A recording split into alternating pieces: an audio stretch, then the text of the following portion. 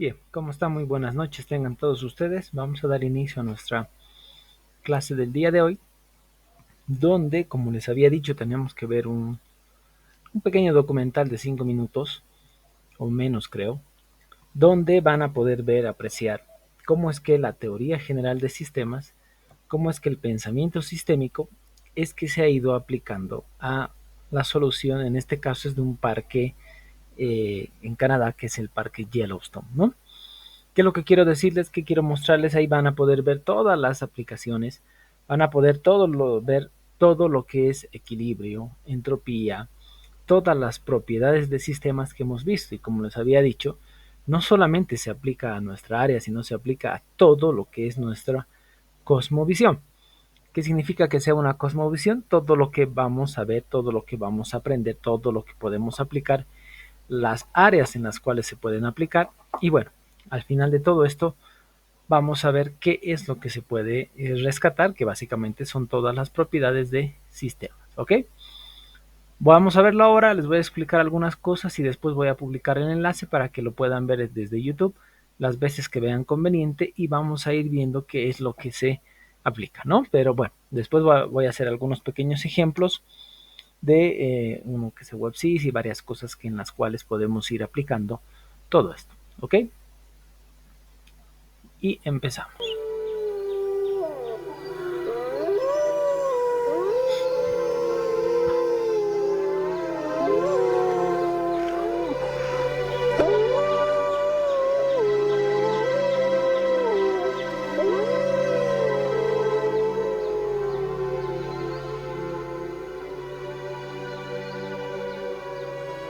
Uno de los descubrimientos científicos más increíbles del siglo pasado ha sido la de las extensas cascadas tróficas. La cascada trófica es un proceso ecológico que comienza en la parte más alta de la cadena alimenticia y va saltando hasta llegar al fin de la misma. Un ejemplo clásico fue lo ocurrido en el Parque Yellowstone en Estados Unidos, cuando los lobos fueron reintroducidos en 1995. Ahora sabemos que los lobos matan a varias especies de animales, pero quizá no seamos conscientes de que dan vida a muchas otras. Antes de que los lobos volvieran, estuvieron ausentes 70 años. El número de ciervos, ya que no había quien los cazara, crecía y crecía en el Parque Yellowstone. A pesar de los esfuerzos humanos por controlarlos, habían causado una reducción de la vegetación a casi nada. Simplemente la borraron. Se la comieron toda. Pero tan pronto llegaron los lobos, aunque eran pocos, empezaron consecuencias asombrosas. Lo primero fue acabar con algunos ciervos, pero este no es el primer logro. Lo más importante fue que cambiaron radicalmente el comportamiento de los ciervos. Los ciervos comenzaron a evitar determinadas zonas, especialmente en las que eran presas fáciles, particularmente los valles y las gargantas, e inmediatamente esas zonas comenzaron a regenerarse.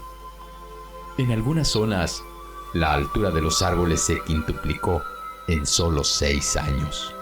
Partes desnudas de los valles se convirtieron rápidamente en bosques de álamos y sauces. Y tan rápido como esto ocurrió, los pájaros comenzaron a llegar. El número de pájaros cantores y de aves migratorias aumentó.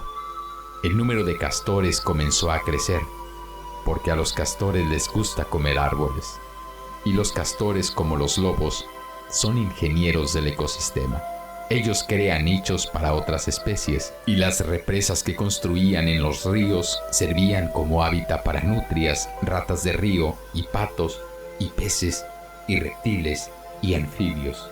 Los lobos acabaron con los coyotes, y como resultado el número de conejos y ratones comenzó a aumentar, lo que se tradujo en más águilas, más comadrejas, más zorros, más mofetas.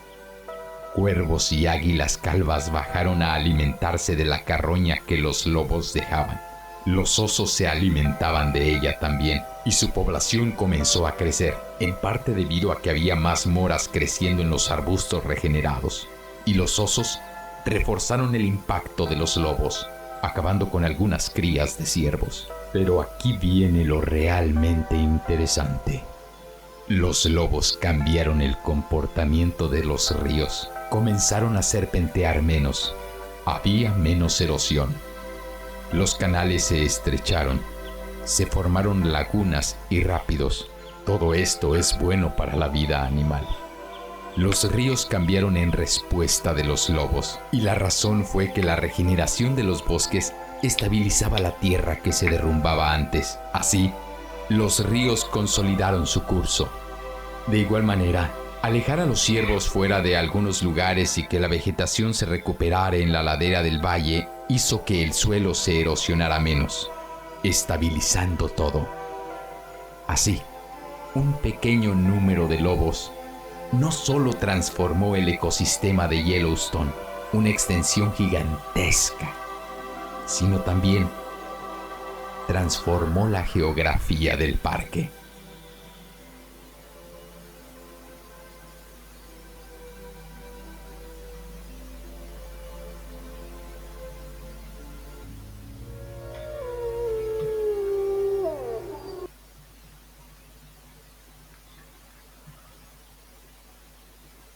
Bueno, a ver, ¿qué es lo que quería mostrarles o qué quiero mostrarles con este tipo de presentación de este sistema? Bueno, se llama en realidad el documental Cadenas Tróficas, ¿no? ¿Qué es lo que quiero mostrarles? ¿Qué quiero decirles? Lo que ustedes pueden ver, pueden ir viendo, es que había un momento en el que era un desorden. Por ejemplo, haciendo un poquito de extrapolación a lo que nosotros conocemos como desorden, puede ser el, la falta de desarrollo de algún tipo de solución, o en este caso requerimientos. Entonces ese es el desorden. ¿Qué nos indica el por qué se desbalanceó el parque Yellowstone? Porque había más ciervos que lobos. Entonces la teoría general de sistemas, el pensamiento sistémico, fue trabajado en esta área. Pero bueno, ¿a qué viene el caso? Se estarán preguntando ustedes. ¿Qué pasaba si se daba otro tipo de soluciones que se dio? ¿No? O sea, básicamente, si ustedes investigan un poquito más sobre las soluciones que se trabajó en el parque Yellowstone, se permitió la caza de ciervos. Pero esa no fue la solución porque se empezaron a procrear nuevamente. Entonces, ¿qué solución salió después de hacer un análisis? Se empezó a ver la cadena alimenticia y se empezó a ver los depredadores. Pero se empezó a intervenir con cierta cantidad de lobos y ver un poquito las tasas de crecimiento y todo lo demás. ¿Por qué? Porque se podía correr el riesgo de también volcar la tortilla, como le llamo yo, o volcar la figura, de tener una gran cantidad de lobos que iban a diezmar también los ciervos, y ahí iba a ser otro problema grande, ¿no? Entonces, ¿qué es lo que se hizo? ¿Qué es lo que trabajaron? ¿Qué es lo que hicieron? Calcularon la cantidad de lobos de acuerdo al área, de acuerdo a la geografía, de acuerdo al tipo de lobos, porque hay una infinidad de tipos de lobos, y se introdujo, y si ustedes se acuerdan, en 6 años, que es un tiempo relativamente corto, porque tardaron menos del 10% de todo el tiempo que estuvieron desequilibrado ese parque, que estaba a punto de desaparecer, que estuvo mal 70 años, en 6 años lograron equilibrar. Entonces llegaron a lo que nosotros conocemos como equilibrio.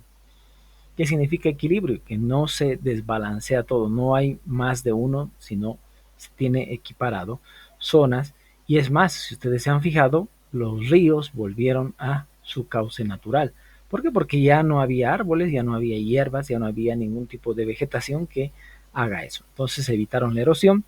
Ahí, si ustedes se acuerdan, una de las propiedades de sistemas es la entropía. Entonces la entropía estaba completamente disparada, que significa que estaba todo desordenado. Entonces se empezó a ordenar y empezó a entrar en equilibrio. ¿Qué es lo que tenemos nosotros en nuestra área? Por ejemplo, los requerimientos pueden ser nuestra entropía. Los requerimientos, perdón, parte de la entropía también puede ser los nuevos requerimientos a lo que les había dado el ejemplo de lo que es el WebSys.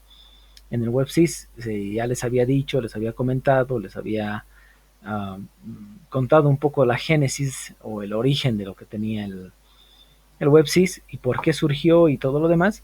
Entonces todo eso se empezó a trabajar de esa manera. ¿No es verdad? Entonces se entra en un equilibrio. ¿Qué pasa cuando entra en desequilibrio? Por ejemplo, un ejemplo básico y claro que ustedes van a tener durante toda su vida trabajando uno es el ancho de banda. Cuando ustedes quieran acceder no sé, pues a qué tipo, puede ser ancho de banda en telefonía IP, puede ser ancho de banda en redes, puede ser ancho de banda en servidores, puede ser ancho de banda en internet, puede ser ancho de banda en los protocolos que ustedes vayan a utilizar. Por ejemplo, el más utilizado en aplicaciones web es el protocolo REST, que se utiliza bastante en aplicaciones móviles, como por ejemplo Trivago aplica y utiliza full microservicios y protocolos REST. O sea, hay un montón de cosas que tenemos que entrar en equilibrio.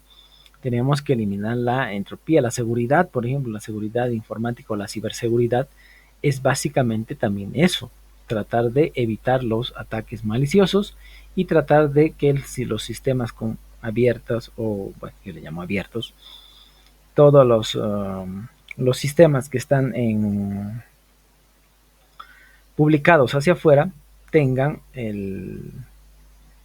la protección necesaria para que no se tenga ningún tipo de inconveniente y que sean sistemas estables, ¿no? El equilibrio va de la mano de la estabilidad. Lo que pasa en el WebSys, por ejemplo, el WebSys también nos servía de ejemplo y se ha ido un poco balanceando y llegando a un punto de equilibrio y de estabilidad cuando ya les había comentado, los ciclos de inscripciones. Se asemejaba el comportamiento que estábamos teniendo. Digo estábamos porque yo en algún momento formé parte de ese equipo, eh, abriendo el WebSys para toda la universidad, para los 60,000 estudiantes de esa época, que se abría en uno solo y hacíamos que nuestro servicio, nuestro ancho de banda, nuestras VLANs y todo lo demás caiga. ¿Por qué? Porque al final nos estábamos autoatacando. Entonces, a raíz de eso surgió la necesidad de que nosotros vayamos viendo la necesidad de restringir. Entonces fuimos equilibrando y balanceando eso. Es por eso que al día de hoy ya se tiene cronogramas un poquito, como digo, equilibrados, balanceados por carreras, por cantidad de estudiantes, por facultades y todo lo demás, y se va trabajando. Entonces, eso mismo tienen que ustedes ver y replicar, pero en diferentes ámbitos. O sea, no piensen que el desarrollo de software es todo, es una parte de la ingeniería de sistemas. Porque los desarrolladores del WebSys tuvieron que hablar un mismo idioma con los encargados de redes, con los encargados de telecomunicaciones y los encargados de servidores para poder balancear, ¿no? Entonces se tenía eso, se tiene eso. Es por eso que hay ciclos en los cuales ustedes pueden inscribirse, pueden abrirse el sistema para ciertas carreras, no para todas en uno. Bueno, en realidad se ha trabajado para lo que es la facultad, la comunicación. Es por eso que se trabaja en redes, para que en todo momento, cuando ustedes vean, bueno, si les gusta el área de redes o hablan con alguien de redes, dice, no tengo el PIN. El ping básicamente es una herramienta de redes que nos ayuda a ver si están arriba los servicios, arriba la red, arriba el servidor, el puerto en el cual estamos trabajando y todo lo demás, ¿no? Entonces se tiene que haber comunicación. Sin comunicación no hay nada. Sin acceso a la información tampoco hay nada. Porque ¿de qué serviría que ustedes tengan sin acceso al sistema de inscripciones de nuestra universidad y no se guarde su inscripción? ¿No? O sea, ese es otro gran problema. ¿Qué es lo que trabaja el WebSys y la mayoría de los sistemas de los servidores con los cuales se trabaja en el mundo? Básicamente trabajan con servidores espejos o servidores de base de datos espejo. ¿Qué significa? No se trabaja directamente con los servidores en producción, se trabaja directamente con servidores espejo. ¿Para qué? Para garantizar la idoneidad, para garantizar la consistencia de la información. ¿Por qué? Porque si trabajáramos o se trabajara directamente con los servidores en producción, si se corrompe esa información, se roba, se borra, se tiene un ataque a esa información, estaríamos en problemas, no tendríamos la información. Entonces se pasa a un estado seguro, y una vez que se cierra el puerto, por ejemplo el puerto 8082, que es el HTTPS que utiliza el WebSys, se cierra el puerto y ya no se tiene notificaciones, no se tiene transacciones, no se tiene absolutamente nada. Se hace una validación de la base de datos y recién se migra a la base de datos original o a la base de datos en producción. ¿Por qué se hace eso? Porque básicamente no se puede trabajar en producción, porque si pasara algún inconveniente, toda la base de datos está corrompida y ya no se podría hacer absolutamente nada más, ¿no? Entonces, ese es otro inconveniente que se tiene que siempre trabajar de esa manera. No se animen a trabajar directamente en producción, ¿ok? Eso es otra característica. Ahora, ¿cuál es la tarea de ustedes para modo de estudiar? Más o menos llamémosle que estoy pensando en voz alta. Vean ejemplos de las propiedades de sistemas en nuestra área. ¿Qué significa? En el área de desarrollo. ¿Por qué digo este tipo de áreas o por qué cito este tipo de áreas? Porque no todos o no todos los estudiantes se van a ir al área de desarrollo. ¿Eso por qué les digo? Porque si ustedes salen afuera a trabajar, si bien van a querer ir a trabajar en el área de desarrollo, donde más personal se necesita o donde más profesionales se necesita al día de hoy es en el área de infraestructura. ¿Qué significa personal del área de infraestructura? En el personal que administre redes, administre las bases de datos, o sea, DBAs, administre servidores y administre, configure, bueno, cuando digo administrar es básicamente todo, eh,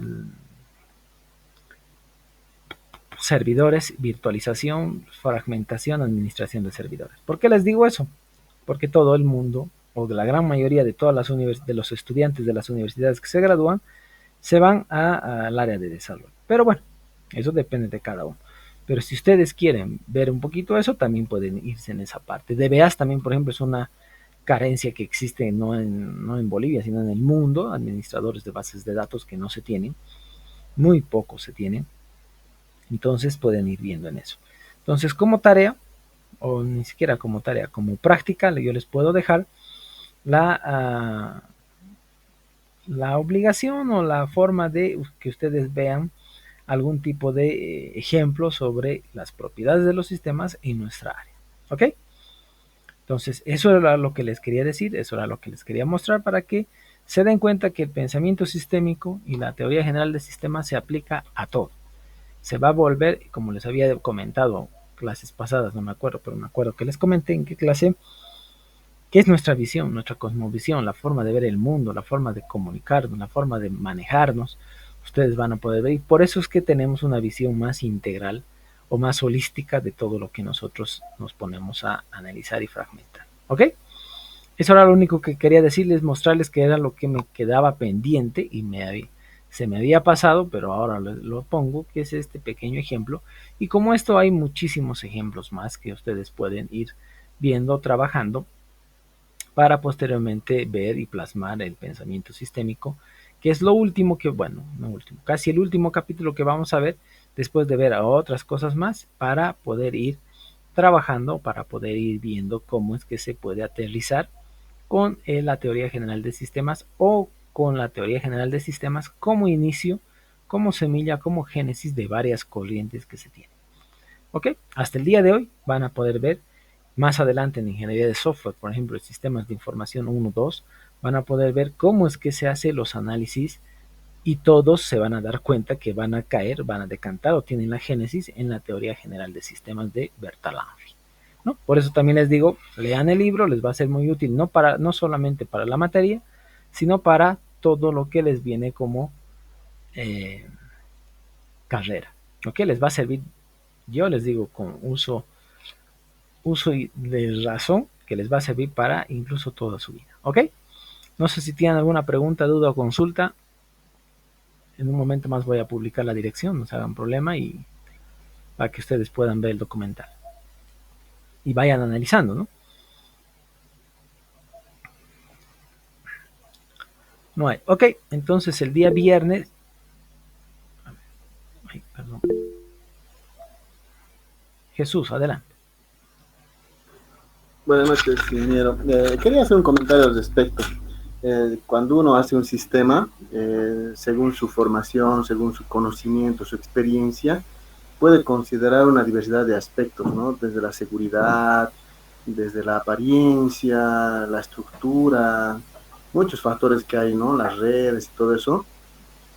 eso en la medida de la capacidad y la experiencia que tenga el que está diseñando el sistema.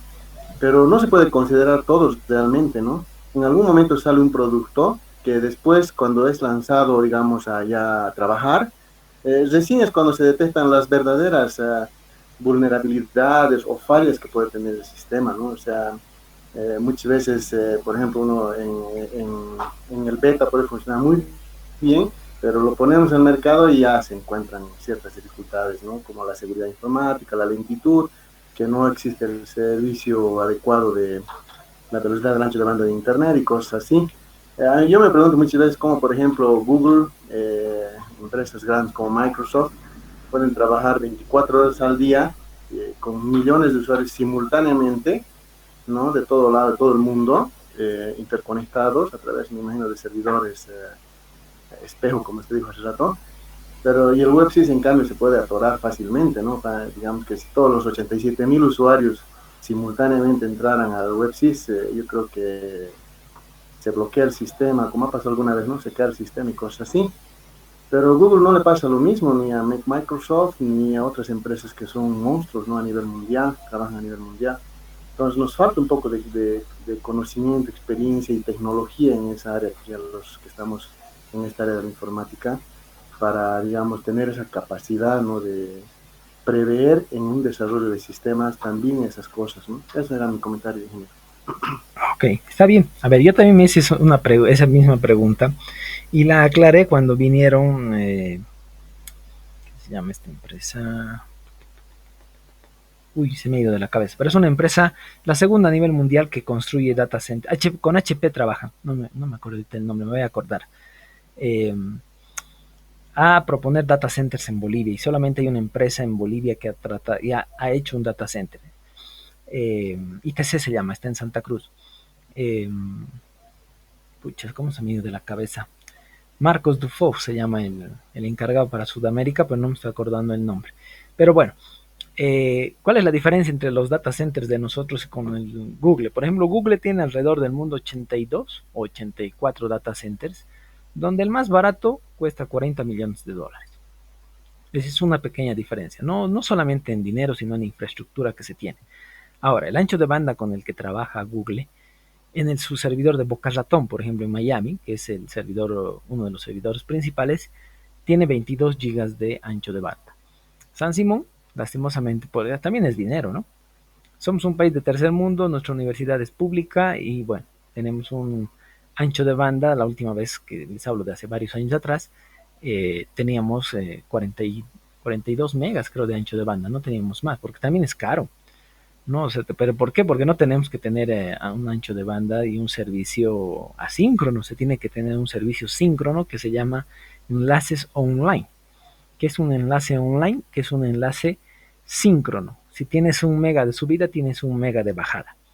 Tienes exactamente lo mismo, ¿no? Porque un sistema DSL tener para una universidad con acceso al WebSys es suicidio. ¿Por qué es suicidio? Porque al final se va a caer. ¿Por qué? Porque no sabes a tu alrededor, porque la parte asíncrona de ADSL, que depende mucho del tipo de usuarios o cantidad de usuarios que tienes alrededor del punto donde estás teniendo acceso, ¿no? Pero bueno, ese es el tipo de servicio que tenemos en Bolivia. Intel provee online, Access y Comteco, ¿no? Pero bueno, también tiene ciertas dificultades. Ese es el problema. Segundo, Google, Gmail y todos los servidores grandes tienen servidores por todo el mundo. No sé si alguna vez ustedes se ponen a observar o a curiosear sus barras de direcciones. Si ustedes se pusieran a ver su barra de direcciones, se van a dar cuenta que y algunas veces en los correos electrónicos salía, pero ya ha dejado de pasar eso porque era un problema del tipo de servidor y la región donde se accedía, cambiaba el idioma.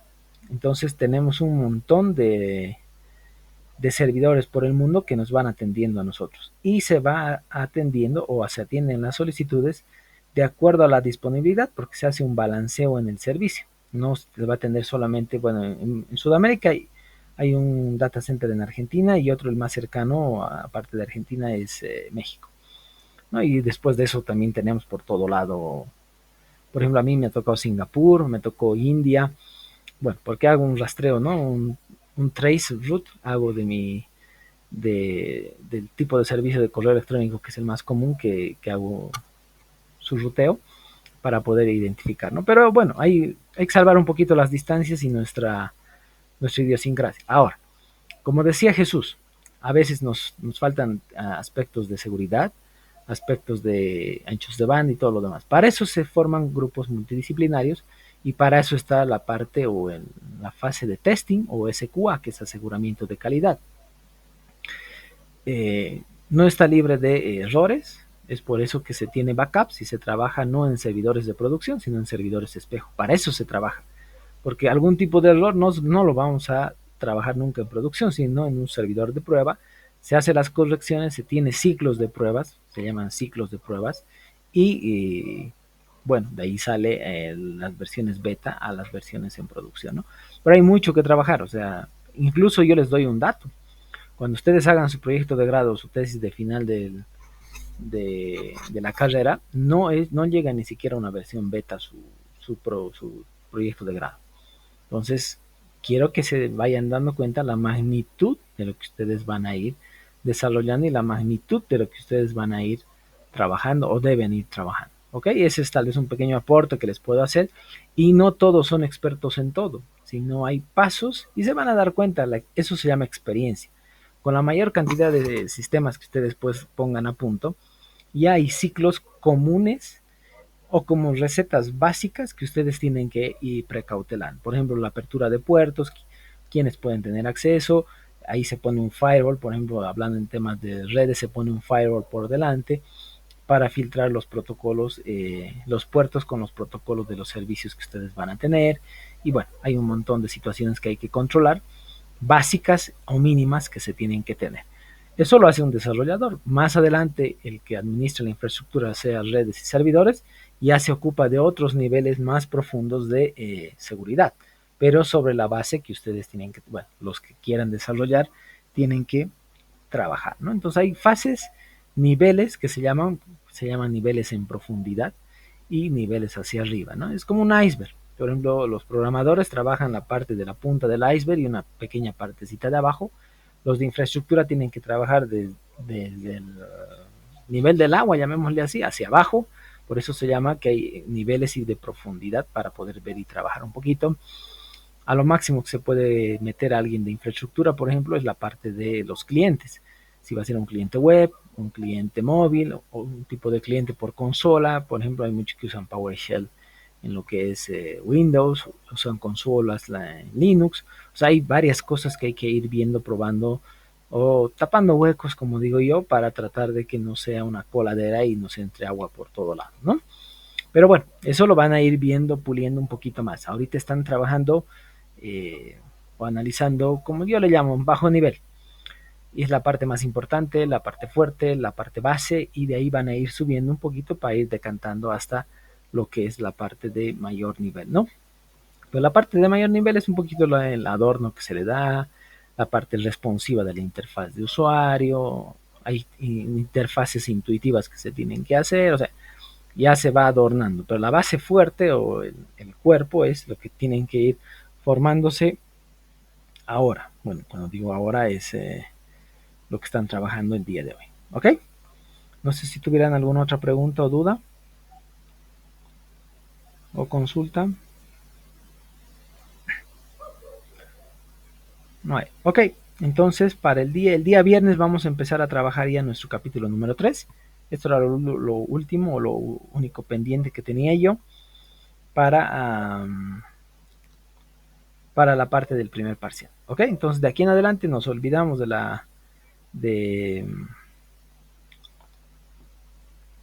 segundo, del primer parcial, y ya saben la fecha de nuestro examen. Ay, me he olvidado. Es el día lunes 31. Y bueno, nos toca avanzar lo que es el segundo parcial, que es pensamientos sistémicos. Hay metodologías que tenemos que ver. Bueno, hay varias cosas que nos queden, porque es lo más grande y lo más largo. Y voy a tratar de hacer algunos cuestionarios para de igual manera ayudarles a ustedes y hacer un poco de control de lectura de lo que ustedes tienen que ir trabajando, leyendo, y les voy a subir bibliografía. ¿Ok? Bien, chicos, nos vemos entonces el día viernes. No se olviden estudiar, repasar, que de aquí a 2 semanas es nuestro examen. Ay, no, miento. Sí, 2 semanas. En 2 semanas clavadas es nuestro examen. Nos vemos el viernes entonces con nuestro segundo parcial. Bueno, iniciando nuestro segundo parcial. Listo, muchachos. Nos vemos. Cuídense y hasta el viernes. Hasta luego, gracias. Hasta luego. Chao, chao.